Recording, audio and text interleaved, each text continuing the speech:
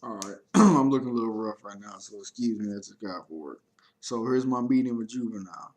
So I go to this dude studio who's in it, has a recording studio in his house. So we're going to a nigga's house, and he got his recording studio upstairs. Bet this is when I was in Dallas, like in '07. I moved back.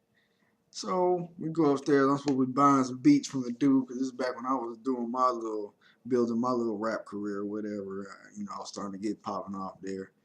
And he was there, and I went. He was in the way of the computer, right? So I was like, "Excuse me," but he had like he didn't want to move. I was like, "All right." Well, I saw him with the shit extending my hand and shake his hand like, "Yo, what's up, man? How you doing?" Blah, say blah, and nigga just didn't acknowledge my presence whatsoever, and just so he finally moved aside so I can get to the computer and we can chop it up with the whole boy on the beats. I'm like, man, that's some whole shit. I ain't never been disrespected by a nigga like that, by any nigga like that, and let that shit slide. But that nigga had like 30 niggas downstairs, all in white tees, just sitting there with nothing to do while he upstairs. So, I knew that wasn't gonna end good for me if I had popped that off. So, and what made it worse was, so we're in the bedroom. We're in a bedroom basically. And dude got his little setup, record and shit, right?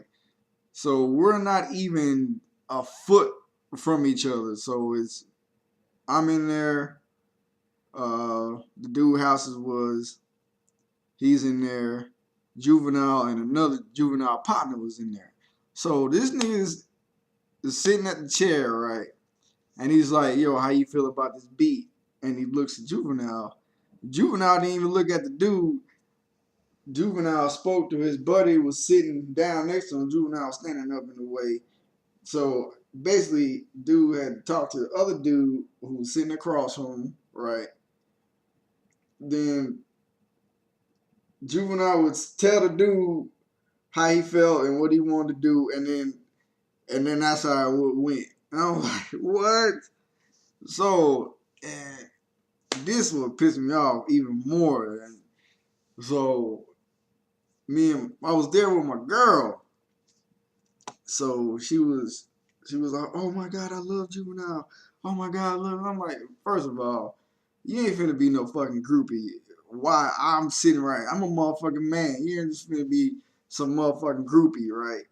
So we already buttoned. I'm like, okay, whatever. And she's like, "Oh my God, can I get you another drink? Do I need to refill your drink?"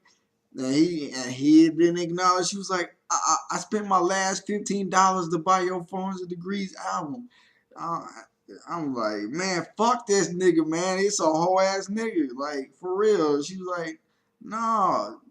I'm like, man. So me and her, man, it was crazy. So we ended up getting arguing. I'm like, man, fuck that nigga. That's a whole ass nigga. I'm saying that shit loud. Motherfuckers starting to look at me. Everybody rushing me. I'm like, man, fuck that. Fuck this shit. Man, me and her ended up getting into it in the car and shit. Man, it was crazy, man. So if I ever run across Juvenile 101, straight up, you have to show me what time it is. But I doubt the nigga ever would. That nigga only like an inch or two taller than me, and I'm 5'5", a buck 50. And that nigga's like, I weigh more than him. He's only an inch taller than me. He would have got fucked off that day, man. I'm telling you.